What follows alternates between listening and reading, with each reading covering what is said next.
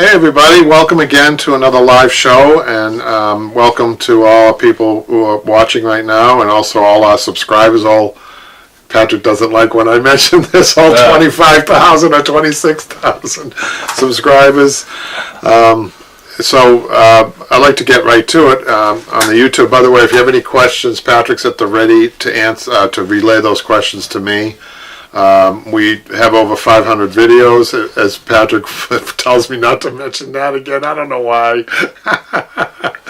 I'm proud of the fact that we've done so many, to be honest with you. I know there are other people out there maybe doing more, but I'm proud of the fact that we have that many up. And I think what we do is a little different. Before I get to the YouTube questions, I think what we do, I think I'm more focused on the DIY people. I know there are people out there, not to criticize other stations, but I see they do a lot of commercial work, and commercial work is fine. I don't do so much. I can, but I don't do so much. I'm not really set up for that. I'm set up more for the individual pieces and, sets of dining room chairs. And right now I have 2 chairs, which I want to talk about a little bit, that are host and hostess chairs with double piping. They're beautiful, framed carved wood, and they're just slightly different from one another to make them host and hostess chairs. I'll talk a little bit about that, but so I think my focus is more on the DIY. I think that people have upholstered their own pieces looking at our videos, especially if they're savvy going through the videos. I know that can be tricky too, because we do a lot of small videos and things like that. But I think as a whole, I think it's a great channel for you to learn upholstery, which I find is I have a great interest in it, obviously. And I did want to, while I'm talking about it, we're finishing up a class in Arlington, but we're going to be starting in the new year. I'm kind of excited. If you're around the Boston area and you want to take a class, we're going to be teaching at the Lexington Arts and Crafts, and I'm really excited about the space over there. We've taught there before COVID hit, and we haven't been back there since, but we're going to be starting up again over there. And it's a very interesting place. They have a showroom, a shop, or store there. They have other various programs like stained glass and things like that. You might want to check them out. I don't know the website off the top of my head, but if you just put in Lexington Arts and Crafts, Lexington, Massachusetts, they're on Waltham Street, you should be able to see what they're doing over there, and I'm going to be part of that. I'm really kind of excited about that. So we're going to be starting with one class starting April 1st. If you're interested, I think there's a wait list. Nico already said she might be coming up. What's that? Nico said she might be coming up for it. Really? Yeah. So I have somebody actually comes. Where's Nico from? No, maybe we shouldn't. I think it was somewhere down south. Somewhere down south, further than Massachusetts, though, right? He's just spent a couple of weeks up here. I mean, Randy says happy belated Thanksgiving. You too, thanks, Randy. Randy's been one of our earliest supporters. Hope you didn't spill gravy all over your projects. Yeah, well, as long as it's Scotch got it, I guess you got no problem.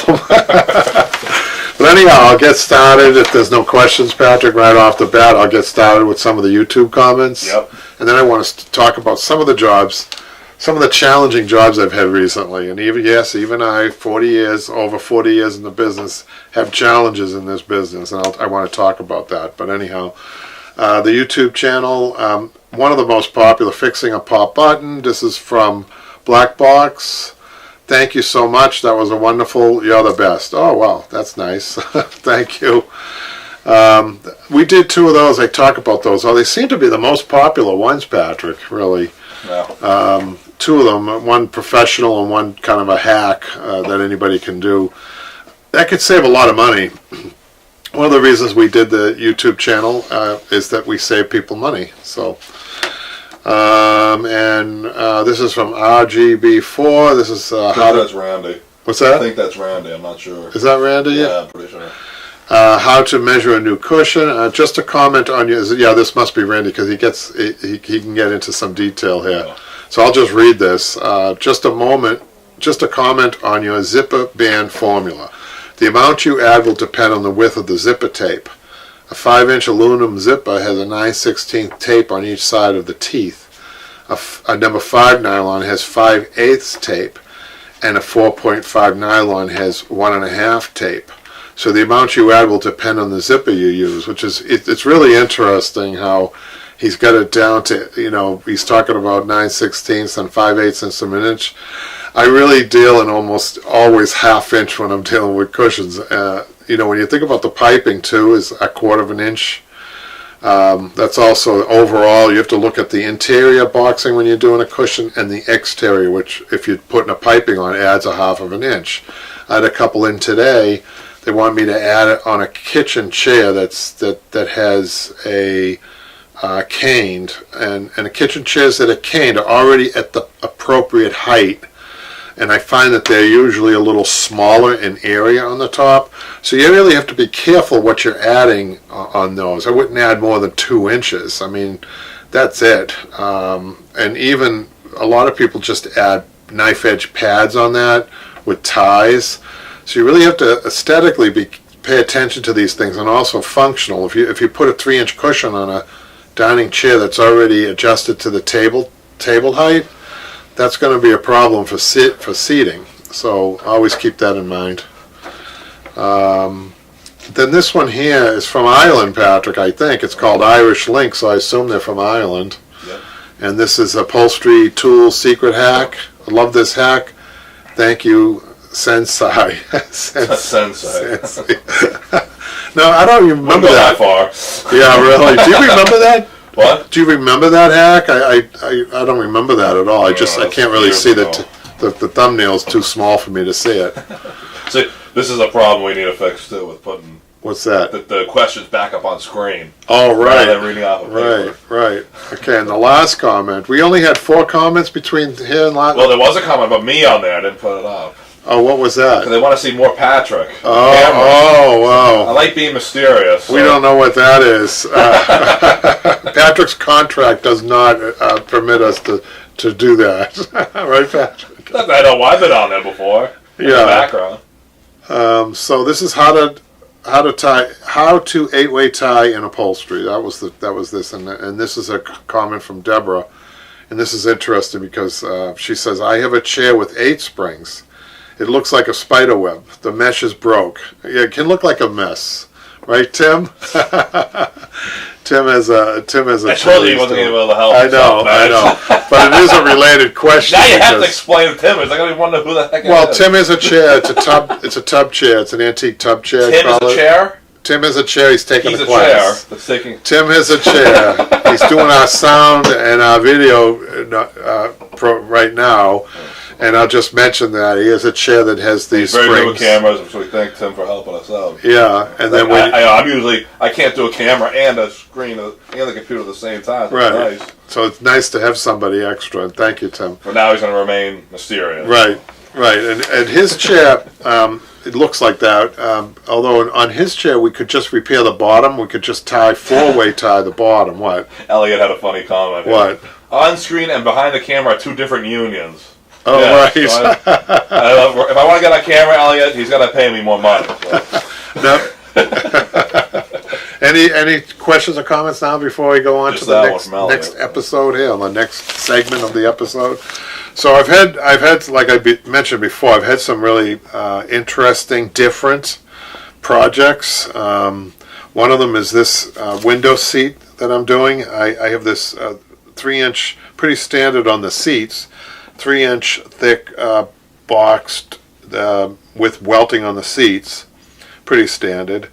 But on the backs, on this particular one, they wanted back cushions, but there wasn't much seat depth, and I believe that the clients must be, I believe that they're designers of some sort. They could be engineers or something. It was their idea to add back cushions on this kitchen nook. So the back cushions they want, which is interesting, they're going to put in hooks, and they want me to loop the back cushions. But the back it's almost like just for effect, I think, more than anything. I think they get a little comfort. I say that because it's only 1-inch cushions. So on the backs, we're doing 1-inch cushions with no piping because that would have looked too heavy. But they want loops on the ends and on the big cushion. So there's going to be a big cushion and a small cushion, a back cushion. They want me to do loops. I haven't done this. I've never done this. This is the first time I've done a window seat with that type of a treatment. I think it's exciting, and I'm going to be finishing up tomorrow. So I hope they like it. They're coming in tomorrow to pick them up. So we'll see. But I kind of like the idea because oftentimes when you do kitchen nooks, they throw up a table. It's a little design, just a little bit of design that we do in upholstery, and I think we might get into more of this because there's a little bit of a shift in the industry. Maybe I'll talk a little bit more about that, but it's called diversifying. So I like the idea about this because the color is vertical. When you do most of the kitchen nooks, you're doing horizontal or flat. I didn't mean horizontal, I meant flat, and you're putting a table up against, I'm just imagining this in my head, you're putting a table up in a beautiful cushions that you've done, and you're hiding most of the color, you're hiding most of the cushioning. So with this here, with it flat up, the cushions measure 17 and a half up. So do you see my point? If it must be an open floor plan, although I don't know. But I'm assuming it's an open floor plan, so they want to see more color from further away. It makes sense to me that they're trying to. I think what they're trying to do is draw in other rooms to the color. Do you see what I'm saying? So what's that? Randy's got a good comment here. What's that? Funny you should mention kitchen chairs. I have 4 wood chairs with dishes out seat. I'm not sure what that is. The client wanted upholstered. Not sure what he means by that. The seat height was 17 inches. I added about 1.5. That's about all you can do on that. But ask Randy. I'll ask Randy. Were they did you do upholstered seats? Did you switch it out from a finished seat like a caning or whatever to or rush to an upholstered seat, or did you just make cushions? I'm not sure if he added to that the total seat height of 19 inches. That 19's a little bit. That's a little bit on the high end. Usually it's 8. You're adding a little bit 18, but 19's okay as long as it's and the foam, you need to get a medium ultra foam, I find too. That's important. The foam is important. So I had these clients come in, they had that? Adrian wants to know where's Jimmy. Jimmy's on hiatus. Because he finished his, which is coming soon, right. The big class. Yeah. He finished that. And he'll be coming back hopefully in the future. Well, I have an update on Jimmy. He wants to take the Lexington Arts and Crafts class. You're kidding? He's going to be over there. He wants to take that so class. Now we have to go and film. Well, he's going to be there. We need to. We need to make sure we get permission to film over there because that's a different entity than we are. No, now that he's going to be there, I got to focus on him. That's true. Know he's fine. That's true. That's true. So then I got another challenging project. This one here. So there's been a lot of seamstress work out of the shop lately, or smalls, and that's important. There's been that's the shift I see. At least a temporary. Hopefully it's temporary because you get more profit with the sofa, for instance, or a sectional. But a lot of people are shying away from the bigger projects, and I think it has something to do with the competition. They can go to these box stores and get it. I'm hearing a lot of, I can get it for half the price, brand new, and that brings up a whole nother can of worms for me about overseas and about cheaper help overseas and even worse than that. And the competition, that's tough competition for somebody that's trying to make a living in this country. But there's a lot of that. A lot of what I hear is I can replace the sofa even if it's a top sofa, for less. But when you're comparing prices, if you have a sofa or a chair or anything really that's of high quality, you really do have to, compare it to high quality new furniture. And in that case, it goes the other way. Upholstering you can save 50% on the upholstery if that makes any sense. So, but most of the furniture that's out there that people are coming to me to reupholster are mid to upper middle grade furniture. So that makes it. So I have to do a little bit of things like free pickup and delivery. I try to make it at least about the same as they would to go out to buy new. So we're always challenged that way, and we're always trying to fill out the market and the economy and what people are thinking about. There's a lot of factors there. So, can I interrupt? Yeah. So, and now it makes sense. He explained what he meant by that. He said Randy is explaining. Over the wood seat. It's a wood seat. Dished out, he meant so it's the shape of a butt. So the seat. Oh, okay. Yeah. That's a little tricky. Geez, That's a little tricky. So he's upholstered that, not put a cushion on it. He couldn't put a cushion on it. Yeah, that's what he said. Yeah. So I'm wondering if wood. I wonder if he filled in that area to make it flat, or if he just profiled it from the top. I don't think he could profile it. Do you know what I mean, you guys? It's a tough one, right? That is tough. He must have filled in those areas. Yeah, I've seen. I know what he means by that. I've seen a chair like that. Yeah. So I had a chair. I had a bench that a customer wanted, a rectangular bench. So you get into these things. Customers get ideas, design ideas, like that kitchen nook. It's up to you to try to work with the client with their vision. So I had this client had a vision of a rectangular bench. I don't even know where it fit. She didn't bring a frame to me. Excuse me.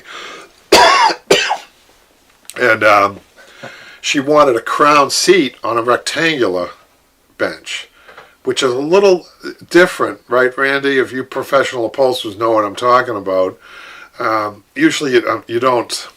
Randy says cotton was my friend. That's why I was laughing. Cotton is, as far as the batting would be the right, yeah.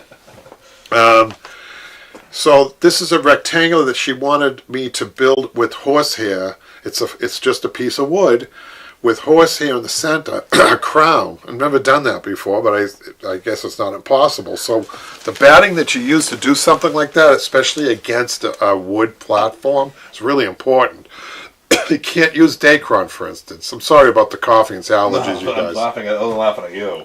I have another funny comment. Go ahead, shoot. Deb says, I view the video where Jimmy picks up the sofa on the side of the road. Deb, I already have to apologize because I'm pretty sure that series went nowhere. She wants to know if there's a follow-up to that. I'm pretty sure it's another series that we shot that ended up going nowhere. I know. It turned Let's see, she said it was a Victorian. I can only find the first episode. Yeah. So I don't think. Sorry about that, guys. We have this problem, Deb, when we get stuff in. Yeah. But it's somebody's piece. That probably wasn't. That was just a joke, was it? I don't think. Maybe there was that one. Well, no, you thought it would be a good segment. It was your idea. We did find out there was one in Arlington. We did find. Remember the guy? We did find on the side of the road. Right. That has happened. I think that one specifically was just a joke. I don't know if that was his. It might have been a client's. I think some of the furniture that we've done, the famous furniture we've done, it's too bad we didn't have the YouTube video. I think most of those were in the past. No. Well, except the Haldeman sofa, Patrick. That was a video, wasn't it? That was a series, maybe. Yeah. So we did the Friends sofa. I just want to tell that story actually about the Friends sofa, Patrick. The Friends sofa. I got a call one Friday night in Boston, and I'm sorry I gave it away. I gave it away actually, but I didn't know. I got this call. From a woman who said, I need you to come into Boston tomorrow morning. It was like Friday afternoon, and to come into Boston tomorrow morning. And I can't tell you anything about this. It's a sofa, she said, but I can't tell you anything else, she said, because, it has to be kept secret. I said, okay. Those are the words she's using. And she says, I want to meet you. She gave me the address. I was game. I said, okay. What's going on here? I wanted to know what was. I was curious, right, Patrick? Yeah. So she said, "This is the address," and I recognized the address was in the Fenway area in a warehouse. And so she said, "You need to meet me there at 6:00 in the morning." And this was in the wintertime, I believe. This was before COVID. In the wintertime, and so it would be dark. And at 6:00 in the morning on a Saturday morning in Boston. I said, okay, give me the address. She gave me directions. You're going to find this store on this side of the street, and you're going to ring the bell. I'll come out and get you, and I'll bring you into this area. So I said, okay, fine. So I go there, Patrick. It's dark. I ring the bell. The door opens, and she said, follow me into this dark warehouse. So I go in, and there's all these dividers set up, right? All the dividers, the dividers that look like a maze. And it was very poor lighting in there. And as we were walking, some lights were going on. And it was like a maze. And I'm following her. And all of a sudden, all the lights go on. And I'm on the set to Friends. The show Friends. And there's come on. No, I'm not It wasn't kidding. the set for that. It was a pop-up shop. It was a pop-up. It wasn't they actually were filming that years ago. It was a pop-up shop, right. But I was on the set to Friends. Yeah. And there was the pool, there was the umbrellas, and there was this sofa that was broken. It was like the leg was broken off of it. And that happened on the show, right? And that's why I was there. She did tell me to bring my tools, by the way. So we fixed that, and we've got a nice draw. Can I mention who drew that for us, Patrick? Yes. Michaela. Our art graduate, our student, drew that along with 5 other famous sofas that we've done, which would be the J.R. Haldeman sofa, the John Belushi sofa, Lady Di sofa, Napoleon's chair. Did I get everything, Patrick? Oh, did I get everything? Oh, and Johnny Cash. Johnny Cash's Kaufman, right? sofa. John Kaufman. No, I mentioned John Belushi's sofa, right? So that's it, and those are the things we can mention. Anyhow, any hold on, I got some stuff here. Okay. Let's go back. Deb wants to know: do we have a current video showing an upholstered Victorian sofa? I think we have that, Patrick. Do we have a class for that? Jimmy didn't know there was a settee. That's not. Jimmy did that. What was that 1860s sofa that we did, Patrick? I don't think that was Jimmy. That was just you. Okay. I have a printout from Elliot who posted something on the group. I'm going to give to you. Okay. Project. Okay. Tinkerbell. These stories should be an upholstery sitcom. Yes, I know. Yeah. I agree. And there's a lot more that we can't talk about. Those are the ones we can talk about, but there's a lot of... Be able to talk about it. Well, because a lot of it's private stuff. I can't reveal that to my clients. Time, right? I don't know. I could tell one story. Hold on, one more here.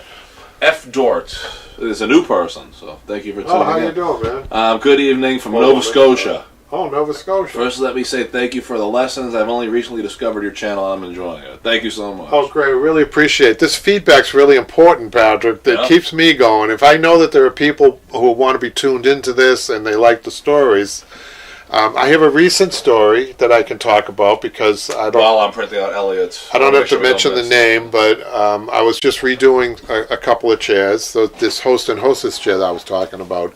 And I found a Tiffany gold pin.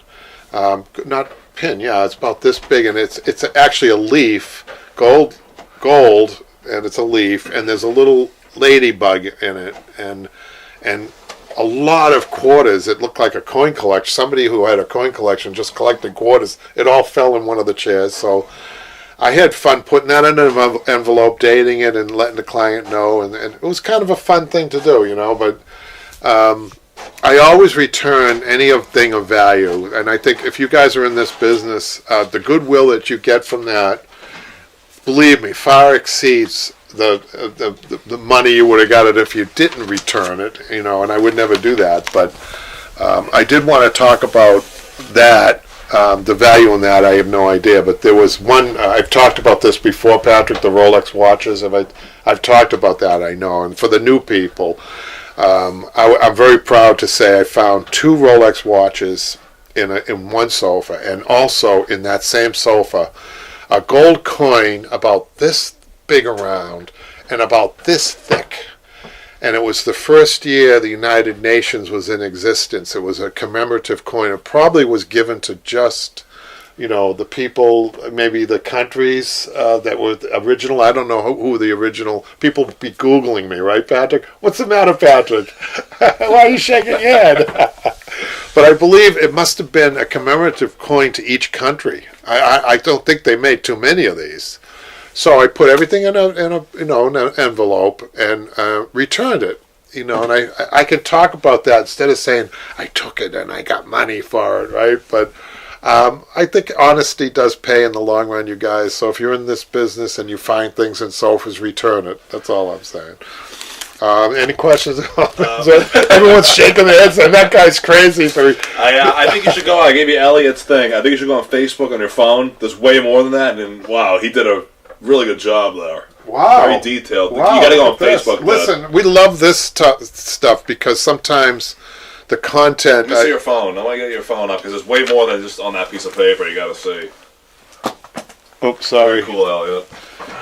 But I'll start reading what he's posted and show this, Patrick. Okay, so Elliot, is Elliot? Maybe he could tell us. Does he have an upholstery shop, or is he just? It looks like it. Maybe it's his house. I don't know. It looks like a nice place. So wow, he's got some oil paintings back there that are kind of nice. Wow.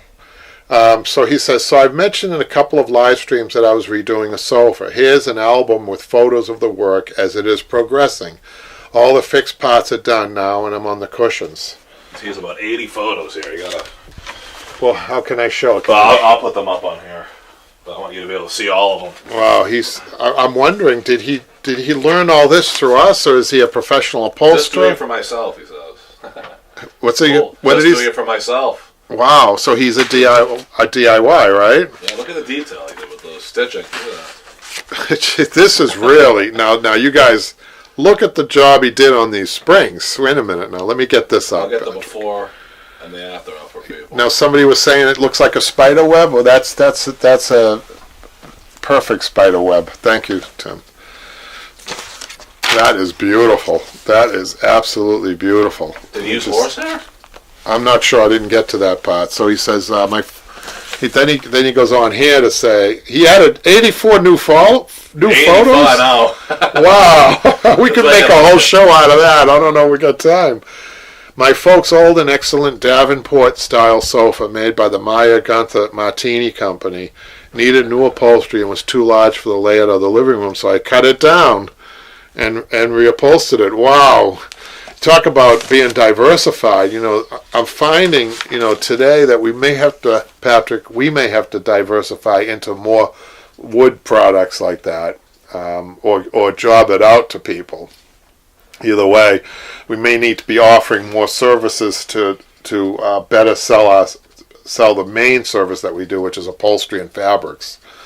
So people do like one-stop shopping. They don't really like to, go from shop to shop to do different things. I know that. So we may have to find ways of diversifying more, like even getting into drapes and things like that, Patrick, which we never had to do. We've been busy enough with the upholstery, but I see a small little shift in this. So we may have to diversify. Well, thank you, Elliot, for that. That was cool. So I wanted to talk. So that was one challenging job that I've had, and we'll go on to unless there's some There questions. is stuff, but I want to get his. Yeah, go ahead. That's more important, Patrick, than what I'm doing. So keep it going. But yeah, you can go on to the next thing while I do that. So I got a customer. So I'm getting into a lot of my regular customers, know about different types of seamstress things that they want. Like on this job, I have two 18 by 18 square pillows, two 14 by 30 rectangular pillows, and two 26 by 26 square pillows that she wants welts and hidden zippers. Elliot's thing is up here. And hidden zippers, instead of me hand stitching the bottom, she wants hidden zippers so she can take the pillows out if she needs to. But we also made custom 50-50 down feather cushions. So you see, that's a real specialty thing that we're doing for her. So that's challenging, doing the hidden zippers. This is another job. This is a East Lake. This is like a East Lake recliner with its cushions, box cushions, and we're doing a deck. This is pretty standard, but Yeah, I got a couple here. yep. All right, F. Dort again. Do you have any lessons on antique furniture older than Victorian? I saw a sweet library step ladder that's padded. Do you have something like that? That's a very unusual item. The I name think here, I'm not sure if they know this. John Meschancoin. you know what it's. And then John Francoisherve.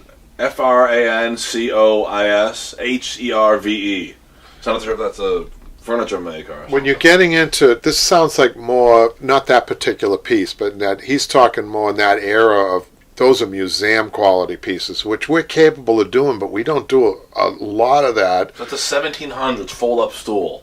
Fold up into a stool. Huh. So when you're doing work like that, you hopefully find it that it hasn't been restored by somebody else. You want to see it in its natural state, but with museum quality work, you're actually reusing as much, if not everything that was in the piece. If it has horsehair, you're reusing the horsehair. The burlap, the jute, usually is going to be disintegrated on a job like that, but what you want to do is replace it with like materials. And definitely, it gets so specific with museum pieces, and it's expensive to do it. I mean, we don't get a lot of this. I can't remember the last one I did. But they want you to reuse the tacks. If they're 3 ounce, 6 ounce, 14 ounce tacks or decorative tacks, they want you not only to reuse the tacks, but put them in the same hole. So you get into a lot of this work you get into. You almost need a magnifying glass to be working with it. It's really detailed, and they want you to catalog. They want you to do the cataloging. They want to make sure that you're doing what they want you to do. We call it a cake. For instance, in that older furniture, they call the materials that we use a cake. And European tradition is the cake is done off the piece. And I have a little bit of a problem with this, but all of the cake would be all the materials I just discussed, including the edge roll. Let's say it's a dining room chair, for instance, and you have it off the piece. You start with the webbing. The webbing, with the exception of the webbing, I think, the burlap, the edge roll. It's all hand stitched. The filling in between, the muslin casing, and when you put it on, so you take it after it's been done, and then you put it on, and you put 6-ounce tacks through the lip, through the burlap on the front side. Whereas in the American tradition, we do it on the piece. So the thing I like about the American tradition is that we have a series of tacking that goes on. I think it's a little bit sturdier, whereas the cake being developed off the piece and you're putting it on only has that one row of 6-ounce tacks. So if that fails, if the burlap starts to pull away, you start to notice that the fox edging of the finger roll that you use, the edge roll, pulls away. So the reason I know this is because one year I had a Swedish intern. Remember that, Patrick? Yeah. We had a Swedish intern at the shop, and that's how she did her. That's how they do it. So. Speaking of interns, apprentices, Elliot says he was an apprentice for a cabinet maker. And he's a carpenter, pretty much. Unfortunately, the apprenticeship program in this country, I think, is for specialty things like upholstery, like fine woodworking and things like that, really has because I think it's just almost non-existent, I would say, at this point, because to be able to teach somebody it takes a lot of your own time up, and a lot of times you're getting in a position, most of these shops, unless you're somebody that's independently wealthy, you're still relying on your own work in order to keep the business going. So there's not a lot of time to teach. I mean, in a true apprenticeship program would be 40 hours a week or more, and you'd be like mirroring, shadowing that upholsterer or that woodworker or that whatever. So that's hard to do. F-Door has an interesting thing here. What's that? F-Door. So this is there's a large interest in tiny home builds. Tiny home in quotes. This includes multi-purpose furniture, padded furniture with hidden storage, and potential to diversify your shop. Ooh, that's kind of cool. I mean, you're talking to somebody that lives in a 900 square foot house with 4 people, one bathroom. I mean, we know about little, and I think that's great. So that's a way of that's interesting. Yeah.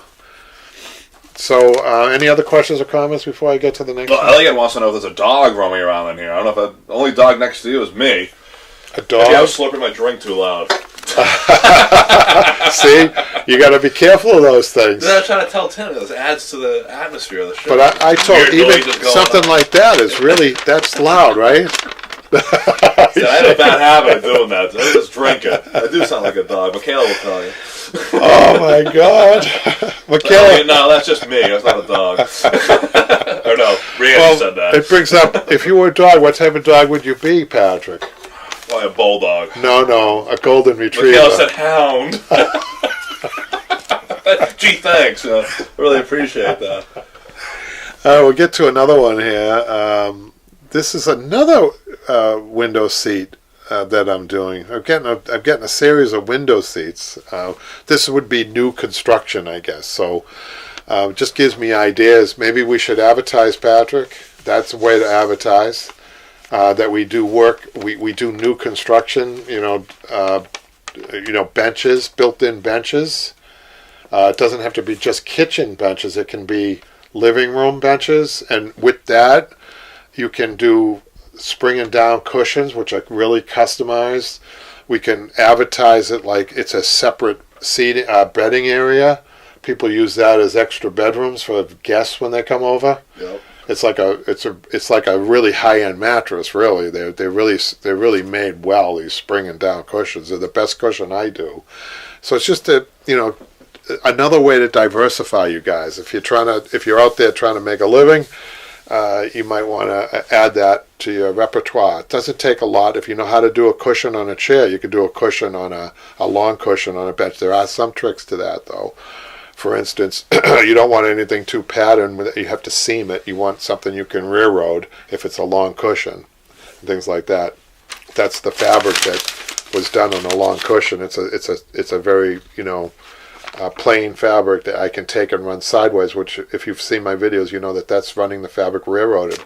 If that was a floral, and I have a job I just quoted out, 143 inches on a cushion. You'd have a series of seams, vertical seams that wouldn't look so hot. So keep that in mind. Advising people on fabric can be really tricky. A lot of people want performance fabrics, and I think, as Michaela probably can tell you, performance fabrics don't tend to have large patterns, right, Michaela? Yeah, no. Usually the performance fabrics are pretty plain and don't really have much of a pattern at all. So why is that? Because they're hard to make? What is that? What's the reason for that? Because they're woven, really tightly woven fabrics, and they're thick fabrics or upholstery weight fabrics, right? So they're not prints. So I had somebody come in the other day. They wanted one of these prints. No, they didn't call it a print, though. They didn't understand that you don't really get a floral, free-flowing floral in these performance fabrics, because these conversations can go on and on and on, but you need to really get to the point about, and then you have to be firm. You said, what you're looking for doesn't exist. You can't get a performance fabric in a 36-inch repeat floral. It's not going to happen.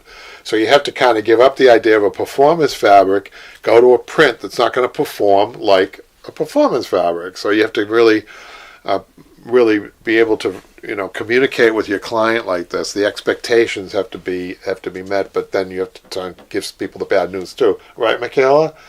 Yep. I was listening to Michaela we had a flurry of customers come in the shop the other day. I think there were like 4 people at once, and I was just listening to her. She's learned a lot about fibers and fabrics. I think that your art degree really is working there, Michaela. So I actually let her know afterwards that she did a good job. And then I want to talk about this. How much time are we in here, Patrick? Almost 40 minutes. Oh, my goodness. Any other questions or comments? I want to talk about one more. Nope, nothing right now. So usually on the mid-century furniture, you can really get stuck on details, but this is an example. This is a little settee that came into the shop, and they definitely wanted to keep the same style of this little settee. And I say little settee, there's a ton of work in this little settee that it kept going on and on and on. And honestly, I have to say that the profit on this wasn't great because of this. Sometimes I get stuck when I price out a piece. But just to give you an example, this little settee had a cushion. We'll start with the cushion first of all. It was a horsehair cushion, and it had cotton wrap and down. I mean, it had everything going on in this cushion. This definitely was an older piece, and it was in good shape. So I'm reupholstering, except for the fabric. So it had multiple buttons through this cushion, which is really unusual. I'd say if I had to remember, like 25, 30 buttons on one side in a diamond shape, not tufted, but in a diamond shape. And the cushion alone, would take about 4 or 5 hours to cut it, to fill it, to put the buttons in, about 4 or 5 hours just for the cushion. But then in addition to that, it had multiple borders on it. It had an upholstered back, and it had a border around the outside of the back, and it was mitered on the corners, on both corners, and then on top of that, and it had piping, and then on top, the wood was about this thick. It had another border, which had to be mitered on that, and then it had on the inside arms a welting that came around, and a border on the front with the piping. And there's welding all over this thing. And it actually, I wish I had a picture to show you. Maybe next time remind me, Patrick, to take a picture of this before it leaves the shop, because it really is beautiful. It really came out nice. But talk about detail. It really was a lot of detail. anyhow, so I think that's it, Patrick. Going under now? Yeah, I think that people can, I forget, that this is also, people can watch these live shows over and over again, I'll right? tell you what, this has actually been a lot of people contributing to this one. This has been really But good. Thursdays might be a good day, I don't know. Let's keep this going. Well, let's ask our YouTube subscribers if Thursdays are a better day than Fridays, that we were usually doing it, right? But we apologize because sometimes we're not as fluid in these with the timing and everything else that we should Well, not be. anymore, but I think We that's should. what you're doing on Mondays. Usually Yeah. Mondays was always our day. Yeah. And if you're not doing classes, we'll stick to Mondays. Well, we also just want to let you know, with this new location that we have, and I have acquired a compressor that we can actually we can run a long hose and get that noise out of there. But I'm hoping that Lexington Arts and Crafts turns into, if they work with us, and we get permission from the people that we're filming. Let's talk about what you just said. We just got news that, I don't know if this is confirmed, that Jimmy will be attending this class. Jimmy will be So in we're this gonna- class. So if he's there, we're definitely going to be taking the camera. Jimmy is like Now, I'm a little nervous, though. Jimmy interacting with other people. Well, we have to be careful of the live show.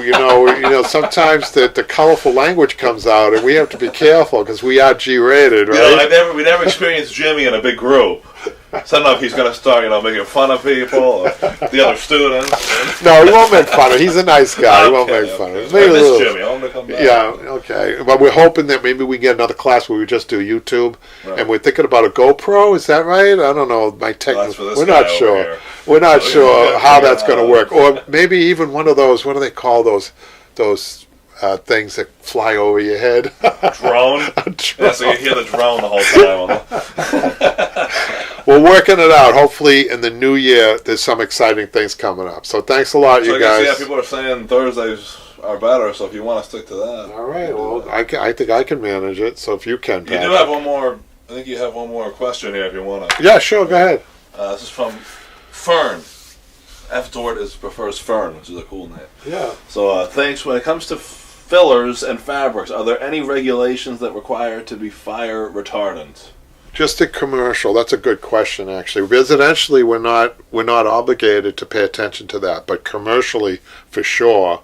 It's another problem with commercial work that I don't necessarily like the fire retardants that they use in fabrics and fibers. I think it's highly chemical. At least it was a few years ago. I'm not sure what the new chemicals might be, but you can imagine. So definitely you need to be coated. It has to be coated when you're doing commercial work, for sure. So no asbestos? And You can't upholster with asbestos? no, but just a little history, a little background on that. It was the Boston Coconut Grove fire, I believe, in the 40s that changed everything about commercial soft furnishings, upholstery, curtains, anything soft furnishing, carpeting, everything. When a lot of people lost their lives in that because of mainly I think it was because of the decorations that they used and the flammable materials that they used.